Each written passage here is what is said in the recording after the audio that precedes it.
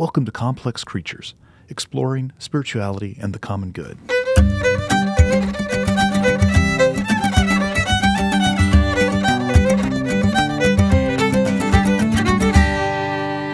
Hello, welcome to Complex Creatures, the podcast where we explore spirituality as an underutilized tool for common public conversations.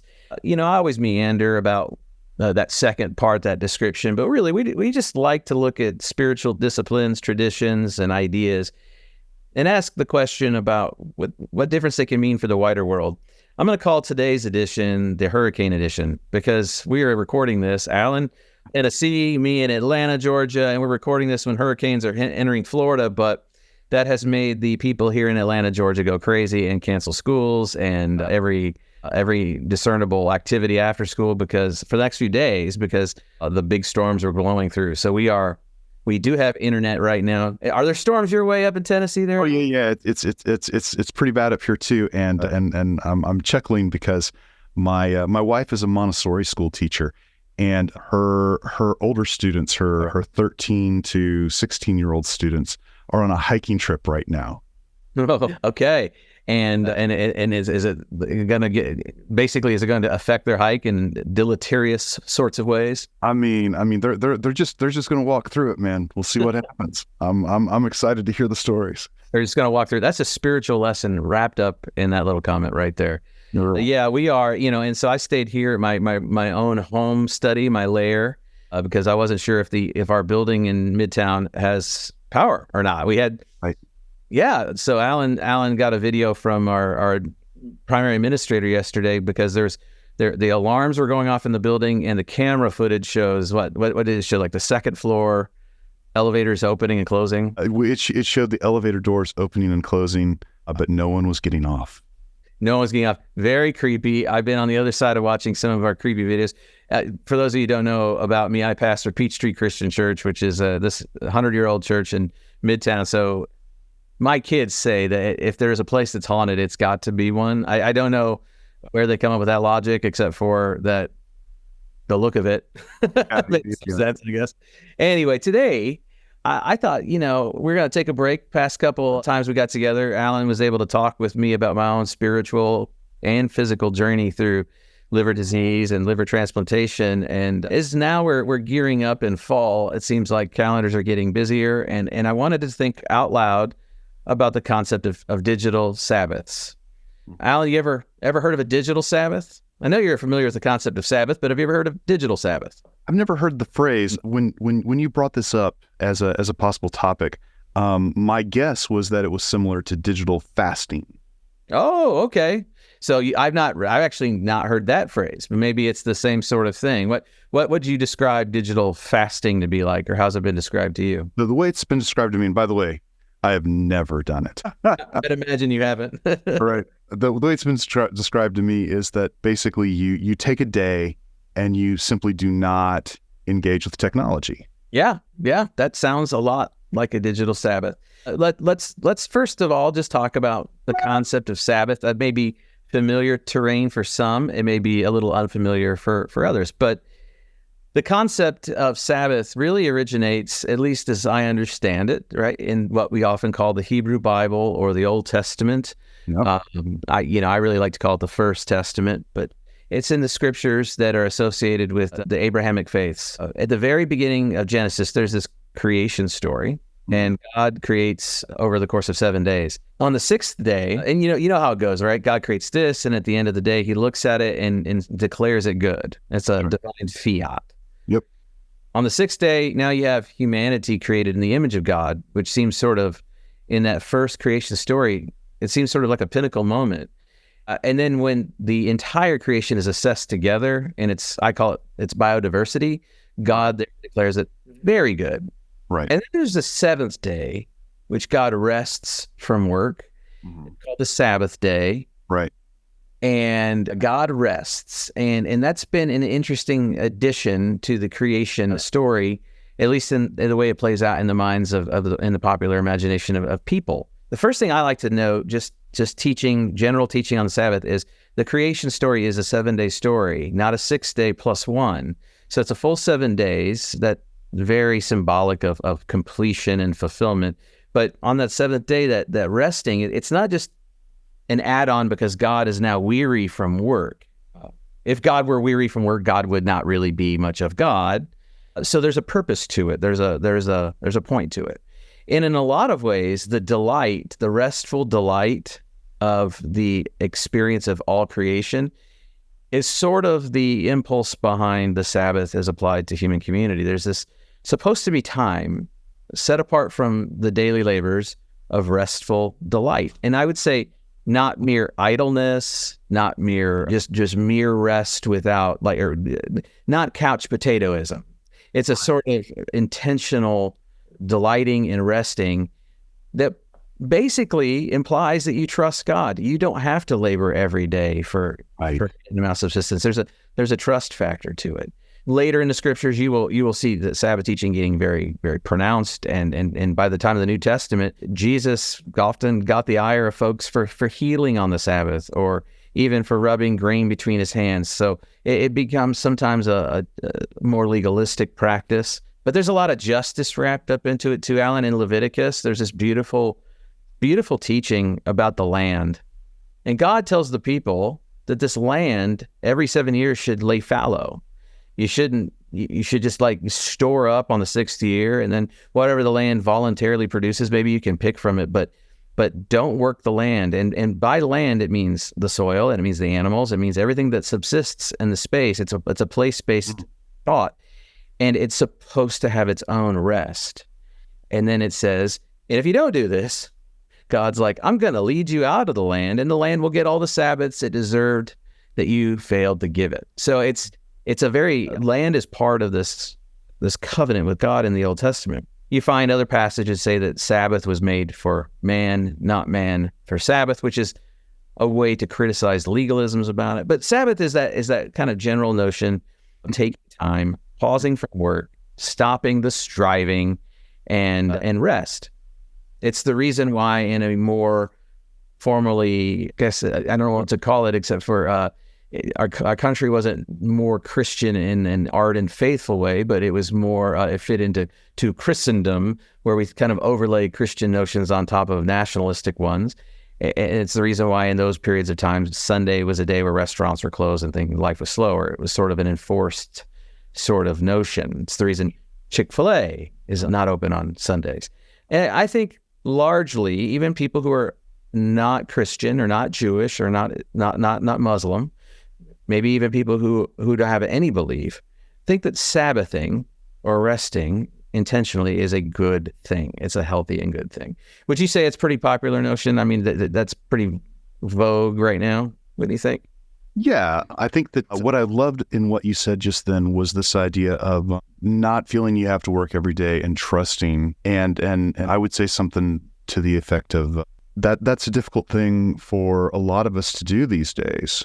You know, in the modern world, we're full of a lot of economic anxiety, you know, and the idea of taking a full day and purposefully not working, I think is challenging for those of us who are worried about mortgages and groceries and gas and everything else that we feel like we've got to put together.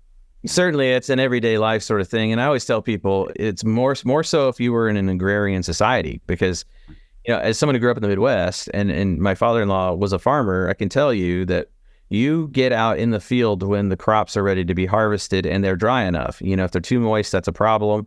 And if the rain's coming, I mean, you're racing to the market, and so it's absolutely essential. Which is, I think, even one reason why some churches used to do almost a replica or a smaller, but still a full service on Sunday nights, so that the farm folk who skipped could come and receive communion and give their offering, hear the sermon, and all that jazz. Yeah, in an agrarian context, I mean, it's even more right in your face. I guess the need is more present than it is in ours, where we were some of our work is idea-based and exchanging of communication, and what we create. You know, when you are living based on what the land you can pull from the land, it's even more, I guess, stark of a reality. So yeah, that concept of Sabbath is a tough one for our economy, but it's also a tough one for the spiritual milieu of our country as Americans, per se. I mean, America really is based on the Protestant work ethic. That's a sociologist, Max Weber, talked about this.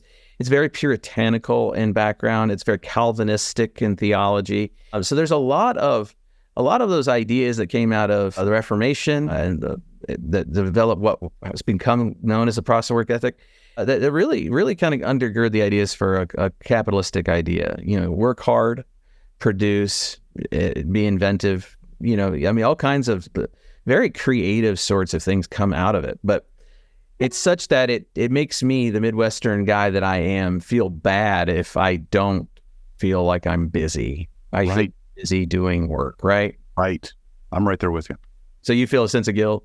Oh, absolutely. What's your first thing when people say, like if someone says, like, do you feel obligated to tell people that you're busy? If someone says, what's going on in your world, do you feel like you need to tell them you're hustling? Yeah. Well, especially because of being a, putting air quotes up right now, being an artist, Yeah. I think that a lot of people, okay, I don't have any idea if anything I'm about to say is actually real, but this is what's in my head. I think that whenever people are asking me what's going on in my world, because they know that I, paint pictures and play music, I have it in my head that they think that I sit around waiting for inspiration to strike me, and then all at once I'll make some magical thing or whatever that doesn't take me any energy whatsoever because that must be super easy for me, and then the rest of the time I'm sitting around telling people, because I'm also a professor of this, I'm sitting around telling people that they should also wait for inspiration to strike so they can make something magical, and the reality of it is that it's if it isn't the exact opposite of that, I don't know. My favorite quote that I tell people all the time is, inspiration is for amateurs, said by a guy named Chuck Close. And the only way to actually produce good work is, butt in chair working. And it's not that magic strikes, it's that every once in a while you get lucky, and I'm constantly producing something or another. And to the point where I have like a 13-year-old student whose mother is also a student of mine at the university. And he apparently told his mother the other day that he wasn't sure he wanted to become a designer or become a filmmaker or whatever it was he was thinking about doing, because he sees how hard I work. And I think that I think there's, I think that's a problem for me in general. So all I'm coming down to is this idea that unquestionably I feel like I have to tell people exactly how hard I work. Yeah, but I'm hearing in you a couple of things. One is that there's the stories that you're making up in your head about what other people must think about you. Yes. Which is really human and really, as far as I can tell, it feeds that capitalist impulse that we have, that Puritan impulse.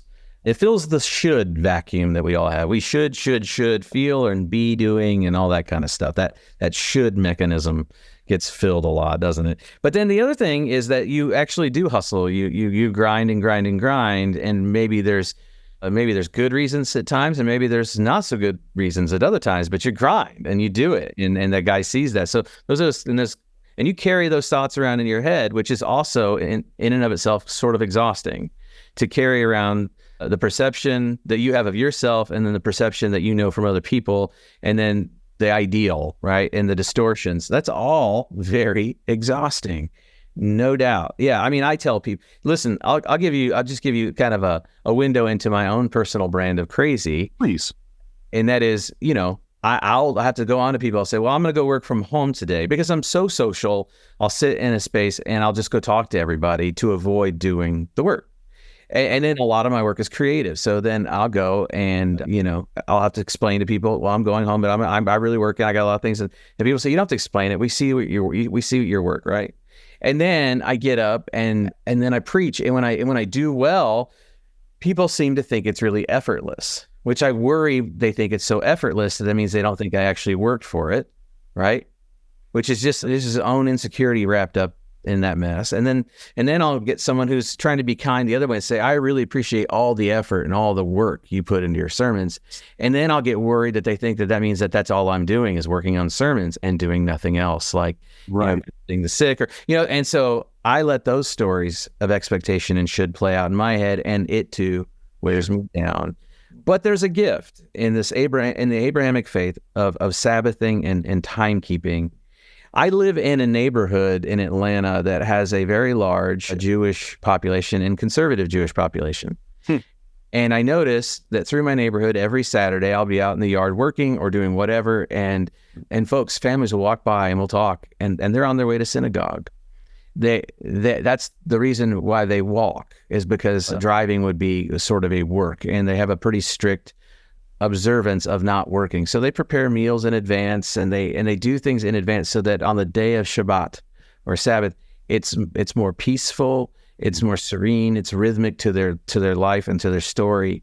And as a Christian today that has maybe a more gracious or open attitude, it depends on how you want to look at it, towards the Sabbath, that I'm not serving Sabbath, but Sabbath is supposed to serve my needs for fulfillment of rest and delight in God. I realize that I can have Sabbath at different times and all that kind of stuff. But what I envy my more conservative Jewish friends, or even my Muslim friends, is the cultural sense of rhythms that they have baked into their day, right? Whether it's the Sabbath there or in Muslim prayer forms throughout the day, there's this practice that tethers them not just to their spiritual beliefs, but it marks their community so profoundly. Which is why my wife and I really try to practice the liturgical Christian calendar when we keep our Christmas decorations up till 12th night or to Epiphany, and if we don't, we don't start singing Christmas carols until Christmas at church. We sing Advent carols, and we try to keep that rhythm, because otherwise our rhythms are marked by other ways of marking community and time, and they're usually civil, economic, and educational.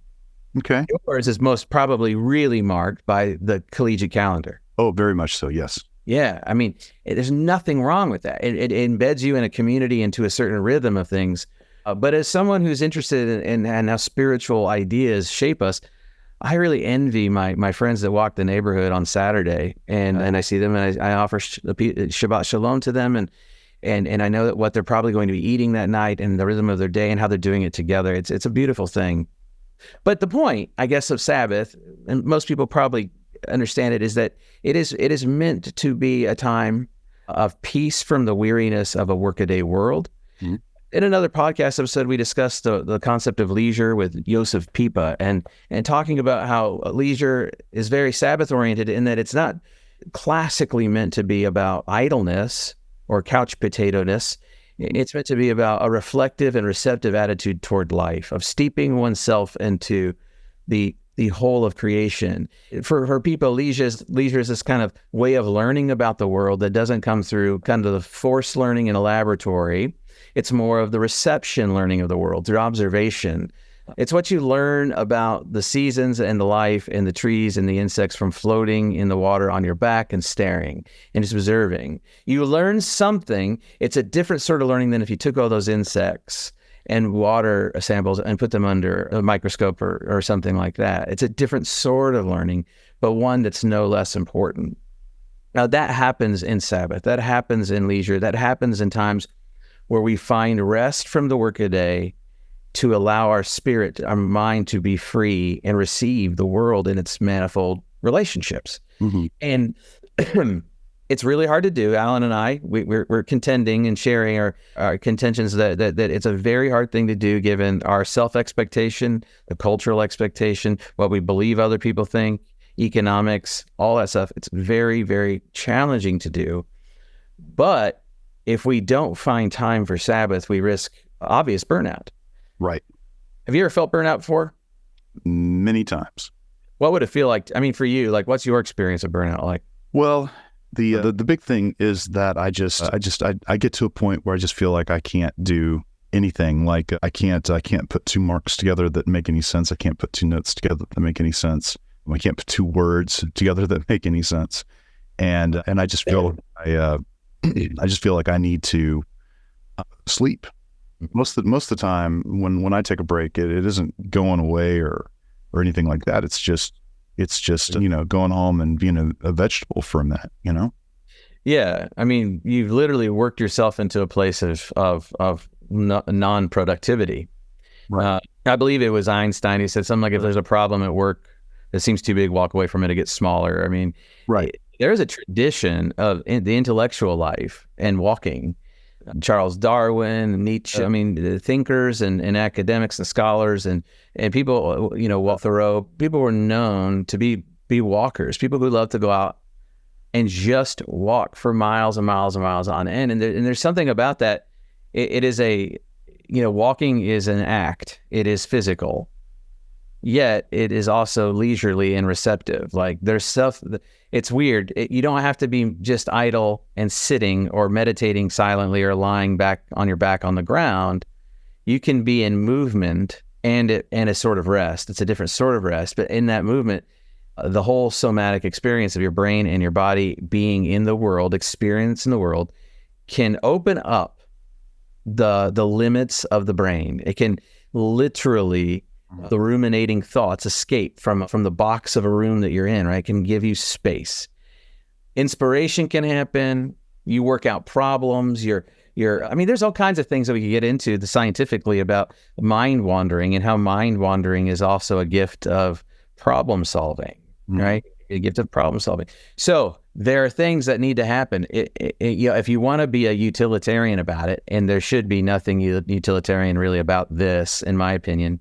But if you want to be a utilitarian, like if you just want to be what's functional and useful, you need rest to be better at productivity. This is what you're saying is so when you're burned out, you just can't do anything. Yeah. When I burn out, my world gets dark. I mean, it's not just that I can't produce. It's that emotionally I'm not in a healthy spot. Oh, interesting.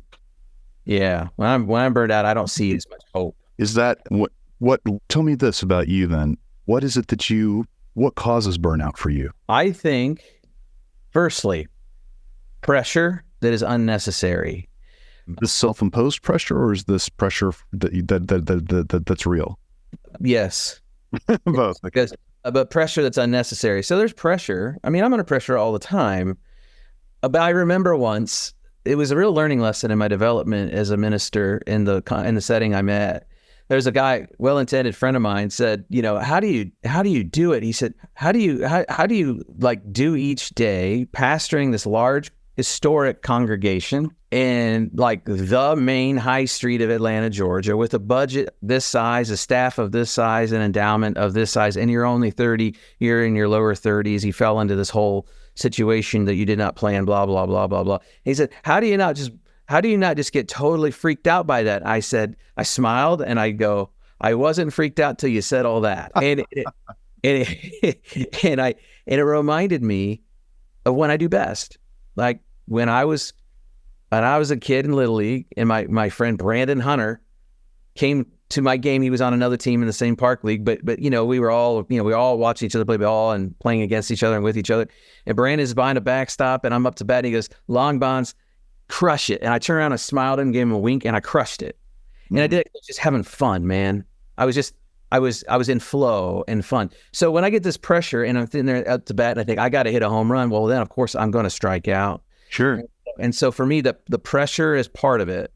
The other part is never having room outside of the thing. So I also learned something just a couple weeks ago at a retreat, a conference for clergy, talking about our holy friendships. I like the Celtic phrase of anam cara, soul friends, but they ask us to think about the people who we're friends with who are not basically people who work with us or in our circle of service. The point is not that you can't be friends with people with whom you work. I'm friends with my staff. Sure. But sometimes I realize that I'm talking to them and we slide into that kind of this is boss mode.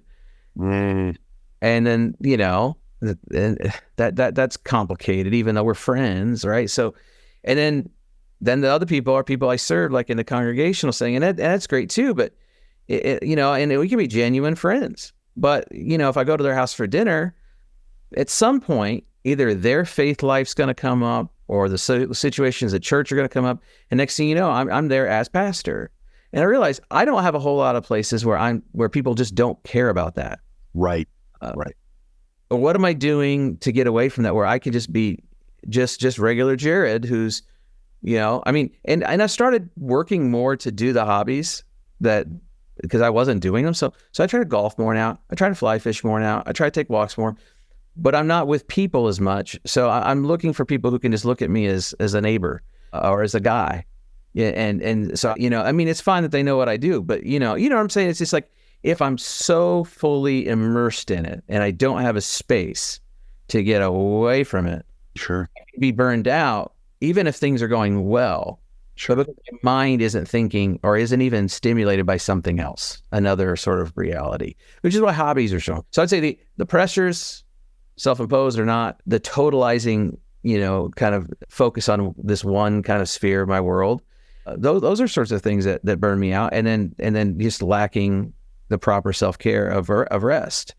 And I will get into these dark kind of like tunnel vision where I don't see light, I don't see hope, I see the negative things, I see the threats, and that's not a good place for me to be in.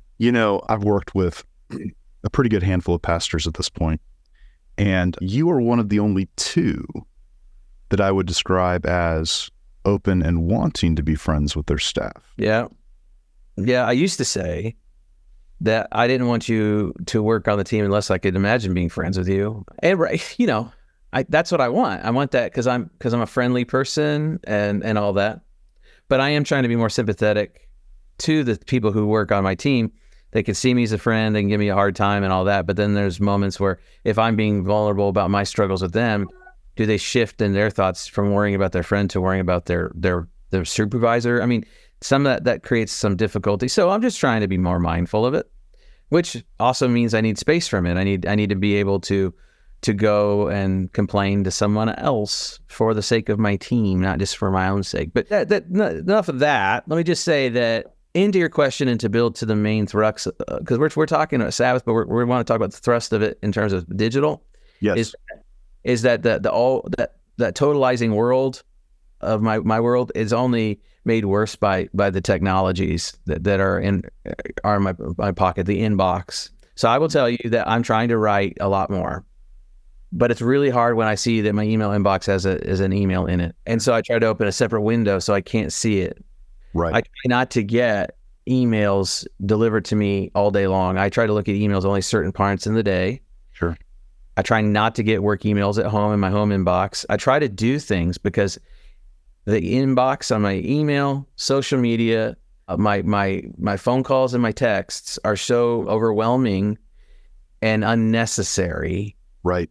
That it can really burn me out. And then I find myself just like every other human person looking for that dopamine, hit of the scroll that leads you to doom scrolling, looking for something else. What's more, and it's old hat now, people know this, we all curate ourselves online. So when I'm looking at socials, I'm falsely comparing my sense of happiness and well-being to someone else's. I'm feeling burnout in this moment, and I'm looking at my friend's trip to Hawaii.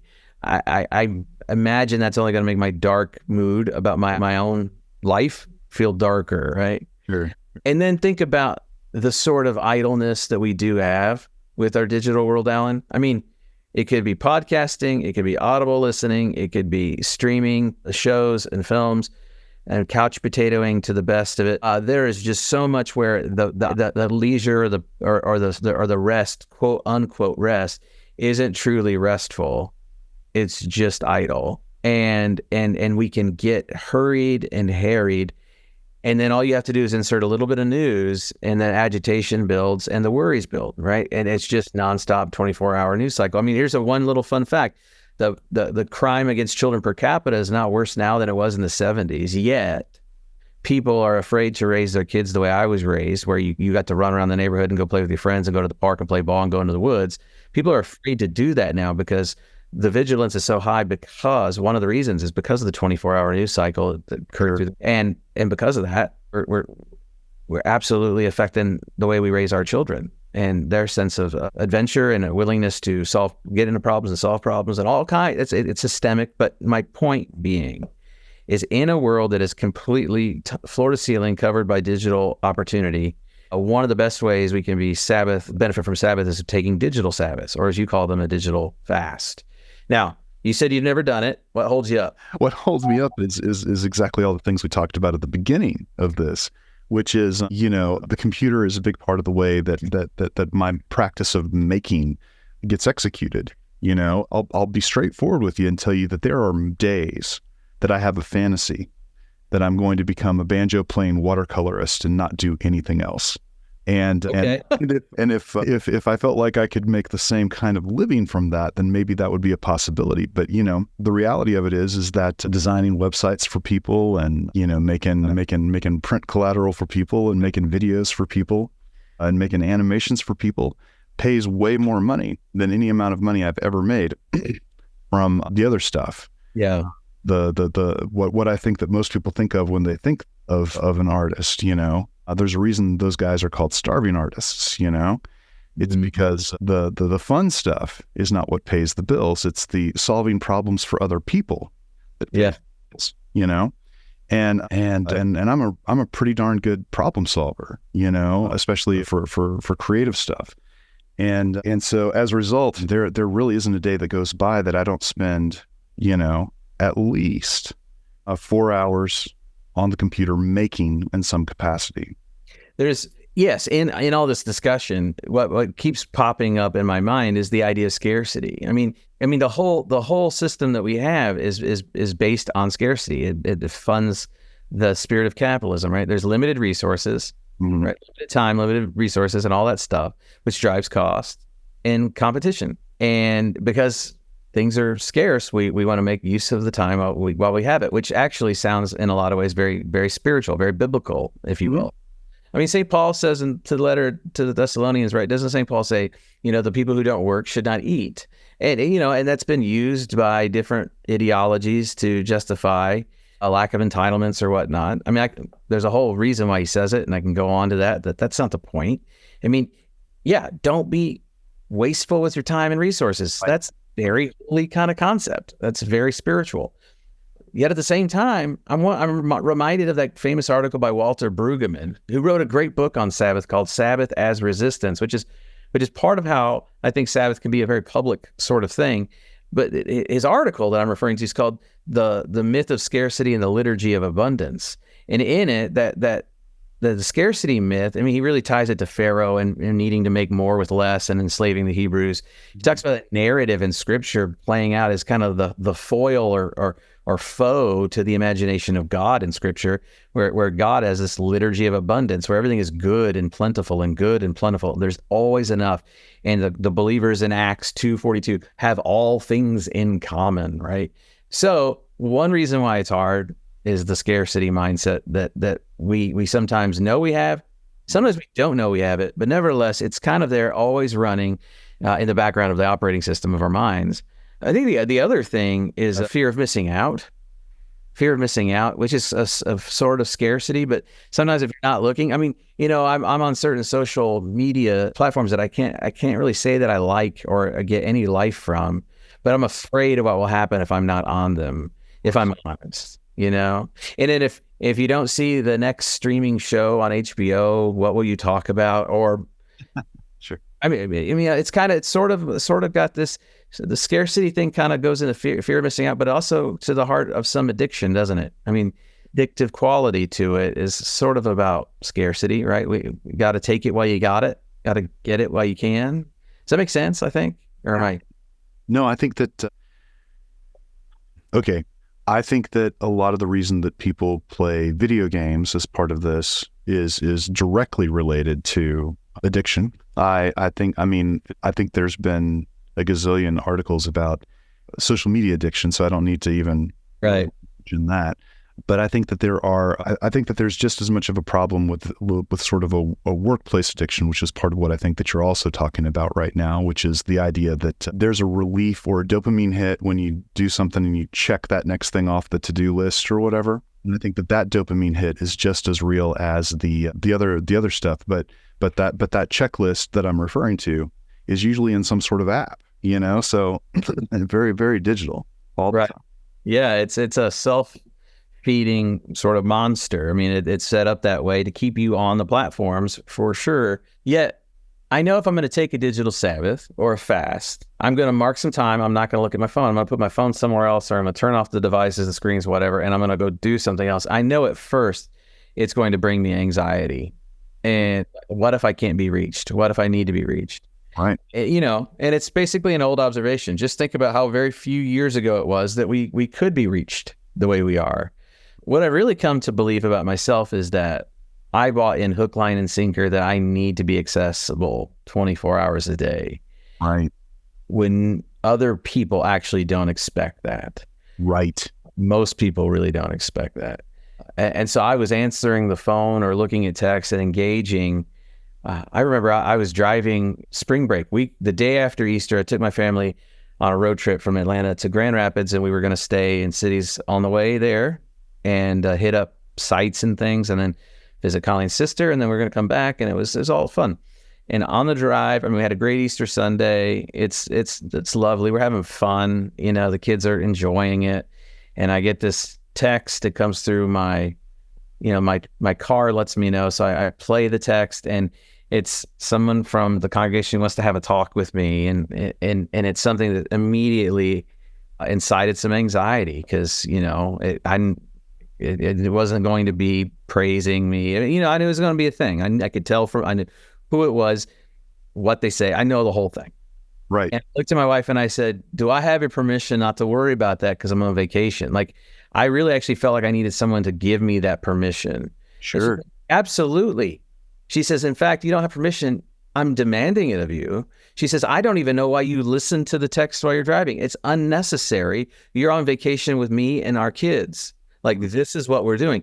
And I was thankful for her sternness because she was standing up for me, to take some time, the time allotted. And it's a popular thing to think about Sabbaths these days, even, like I said, in a secular, non-spiritual traditions. I mean, the millennial generation started bringing sabbaticals back to the concept of work, even in non-vocational settings. When I say vocations, I'm thinking about the classical, like medicine, law, ministry, these things where you are your job. Well, they were millennials were like working jobs for 6 months and then taking quote unquote sabbatical where they'd save and they would go travel Europe. And it became a thing culturally for a while. And sabbatical is like Sabbath, but bigger. Like, it's a bigger bit of time. And it's kind of what is meant. It's for a reset, a refresh of delight. Anyway, so I feel this anxiety at first before I do it, but I always do feel in some sense relieved and free, especially for me when my family, we put the phones away and we go and we work in the garden. We get our hands in the soil and just cut everything else out, even if it's just 3 hours, or like from when we wake up till lunchtime on a Saturday. Like, that time it's freeing. It gives you undivided attention to what you want to focus it on, and it seems more humane, and it seems delightful because it's always bothered me if I'm sitting watching my son practice a baseball at the park and I get a text. I look at it now. I'm answering a question about something else, and I'm not truly being attentive to what's going on in front of me. So I miss out on things. So digital Sabbaths, I think, are really, really important. I think they're something that are so important for people today because of how, not just because of the harriedness of the digital world and what it does to us in terms of an addictive qualities. I think what it does to us socially is so dangerous. The algorithms that are meant to try to keep you on platforms know enough about human behavior to know that the things that will keep your attention are things that either you love or you hate. So you will get served up narratives, news lines, stories, points of view that you either love or that more enrage you, which does a number to you when you're just being served up negative or antagonistic content. I don't think it helps us to love our neighbor more or love our neighbor as ourselves. I think it serves to make us think of our neighbors as others much more easily. Mm-hmm. Certainly part of the language we see in our polarized world is shaped by this alone. I already kind of brought up that notion about the crimes against children. And how today, I mean, I talked to a person at the park one day, and I said, we try to free range our, parents, and they said, how's that working out for you? And actually expected me to give them some terrible story. And they said, well, aren't you afraid of this, that, or the other? And, to be honest, I was afraid to put into practice the things that I was convicted of letting my kid run the neighborhood, But I think taking time away from our digital lives is a healthy thing. It doesn't just provide rest and kind of relief, but I think it can help us become better citizens and better engagers of our neighbors. Does that make sense, Alan, my little meandering thought? No, 100%. In fact, I think that I might consolidate everything that you're talking about right now and talk and just say something about just generalized mental health. I think that what I'm hearing you say is something about how we have all of these anxieties that are developed as a result of consuming things digitally so much. And if we could step away from that for a minute, we can, let that go, it creates some amount of space for us to develop more healthy thinking. That's right. Jonathan Haidt's new book, The Anxious Generation, came out this year. And it's really, one of the main things that he points out in it is that we overparent in places we shouldn't. Like we helicopter our kids at the playground and don't let them fall. And we underparent in places that are dangerous, like the online digital space. And he talks about all the addictive qualities. He talks about the self-image issues. Specifically, he talks a lot about girls and self-esteem and anxiety and depression and bullying. It just goes on and on and on. So there is something about that I think is very important. But I would even say beyond just self-care, mental health, the spiritual aspect of like being able to find, so the generalized spiritual concept that's not only Christian or Jewish or Muslim or another tradition, but just this generalized kind of bland spiritual concept of making healthy connections to that which is greater than you can only happen when you truly enter into the world and receive the world. So you actually have to make observations and be present. You can't have one mind on your phone and one mind on a trail to truly take in the connections that you will have out in the world of non-human creation. You can't. You will absolutely be distracted and you will miss. You will miss much. The same is true for people. Just the family out to dinner all on their cell phones, not connecting with each other. Yep. And then if I'm only reading content served to me, it's only going to serve to make you, who maybe come from a different ideological point of view, it's going to make you a cartoon character, right? And maybe even less than that to me. So we're not going to have true love, true connection.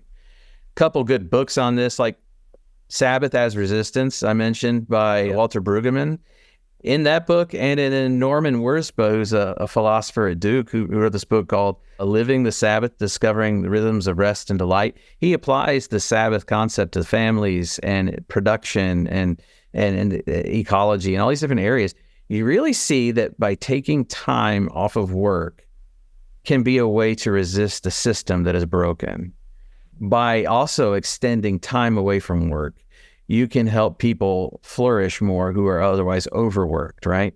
So we're getting away from letting capital production consumption be king, and we're trying to become more humanistic again and let the human spirit thrive and let people flourish and thrive instead of just the market itself. It's also true for the way we treat the land, or we don't have to consume the most resources all the time. Like we can actually limit, which is what this is partly about.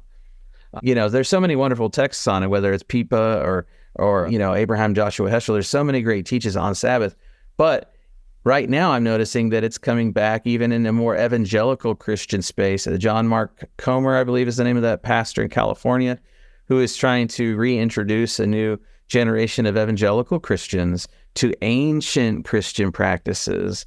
I heard him talk about Digital Sabbath that his family participate in each week, and I found it quite lovely.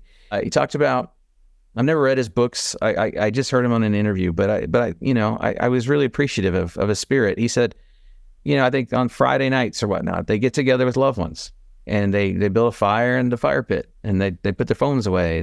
They don't turn the TV on. They They turn it all off. They're all locked away for the night, and they're just there. And when I heard that, it reminded me of periods of time that my wife and I have had with friends and loved ones, and those rank amongst the most important times. I don't ever really think of a time in my life that's amongst the most important time where I was on my phone, staring at my phone. Now there's some wisdom right there.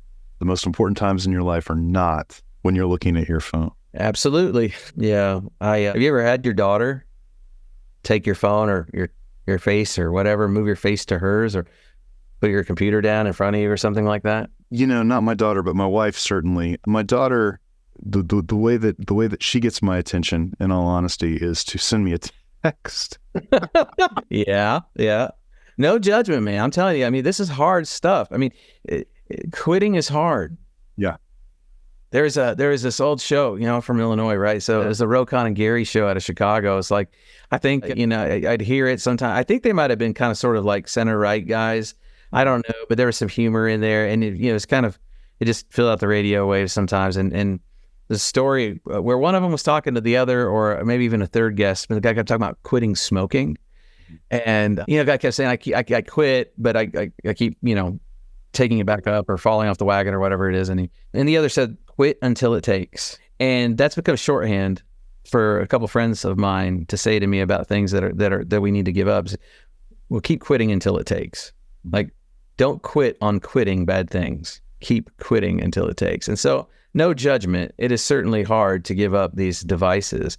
I mean, the way it works in your brain, this is just behaviorally, not like scientific description, but the way it works in your brain is you're sitting there, maybe even watching something on TV, a show, a digital thing, and your mind goes, oh, I should go look that up. Right. I mean, in fact, some of the watching apps do that now.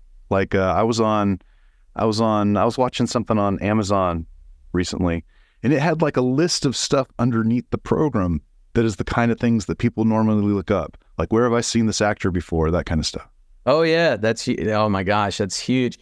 I was giving my old mentor a hard time, because he used to do that all the time back when he first had laptops and internet access. It was always like during shows talking about where he saw people from. I was with him this summer, and he'd say, "Oh, I've seen them. Let me see where I've seen them from." I go, "I don't care." Right. I was giving him a hard time. I do the same sort of things though, and or just to say, "Oh yeah, I've read that article," and then like show someone on your phone, look, see, I've read that article too. Yeah. It's like it doesn't actually add to conversation or help. So yeah, man, I think that a couple of things. For those of you who are walking with us on this little journey, I think that Sabbathing is eternal wisdom. I think there's a Sabbath structure to our world. I think the rhythms of the world are meant for it. I think the seasons actually imply more productive time and more fallow time. Right. And I think that that's actually how creativity works that way, Alan. I think that it's not a steady stream of 9 to 5. I think the 9 to 5 steady stream of output is absolutely fallacious. And I also think that having a digital Sabbath in particular is a freeing concept for today's population that, if we could do, would make us better humans engaging other humans. I think it might make us more mindful of our footprint ecologically. I think it might make us more approachable. I'm not sure that the social media benefits have outstripped or outweighed the costs that have come about because of greater forms of tribalism. I haven't done any of the research. I'm just reading accounts and anecdotes and experiencing my own experiences, but I don't think we're a closer world because of it. No. I know there's an Arab Spring that happened, and I know there's things that have happened in the world because the worlds have been opened. I get there's positivity because of digital life, but it's like everything. When you study spirituality or any religious tradition, there's always a caution, even of good things, that we love them inordinately. Right. All that is evil is the love or devotion to something that is good in a wrongful way or in a wrongful amount. Period. And stop. I mean, in the sentence right there. I mean, even anger serves a purpose that is good if done well, but anger misused can become so easily evil, right? Yep. So anyway, digital Sabbaths. I commend to you all. I need one myself. I need what I should do. Oh, there's that should language, Al. But what I think is something I'm going to start probably putting into my week is scheduled a Sabbath time from the digital device space. Whether it's just, I can create still. I can take a pen and paper and write if I have to write. Sure. But just to get off of those platforms so I can kind of slow my life down. Yeah, absolutely. I mean, I've been, okay, I am the antithesis of the poster child for this conversation. But that having been said, I decided earlier this year that I was going to take at least a 3-hour chunk of time every Friday morning and work on something, so that I still feel like I am being quote unquote productive, but make sure that it was like an analog piece, like a watercolor piece or something to that effect, so that all the digital items in the room are off while I am working on this thing. And what I've discovered from it is that it's become a meditation for me, and I'm really excited about seeing where it goes. That's amazing, because the thing is, we think of Sabbath, we think not working, but right. Not really how I understand it. It's a certain kind of work. It's the workaday work. It's the striving work. But is it the case that in creative work, whether storytelling or painting or whatever, like can that be life-giving and affirming? Can it be filling of your tank rather than depleting of your tank? I think so. I mean, part of my job is to speak publicly, but I could imagine on my day off having Sabbath being at a storytelling convention and sitting in a circle telling stories and not feeling taxed, not feeling spent, or that I'm just giving. But I'm delighting in other stories and sharing a part of that. I think I could do that. Maybe I should. But anyway, for this day, I probably will spend a little bit more time on my computer. But tonight, I'm signing off. All right. Storms are coming. I've told the kids, you know what, we can watch something a little spookier tonight, which they're all about. We'll just gather around. I made shepherd's pie because of the weather, and I've never made it before, but kids are excited, so we're going to gather around and have a little fire and watch a movie, which we'll do for tonight, even though that it'll probably be a digital streaming service. I was sure you were going to tell me you were going to build a fire and tell Peachtree ghost stories. I don't want my kids thinking about our church being haunted.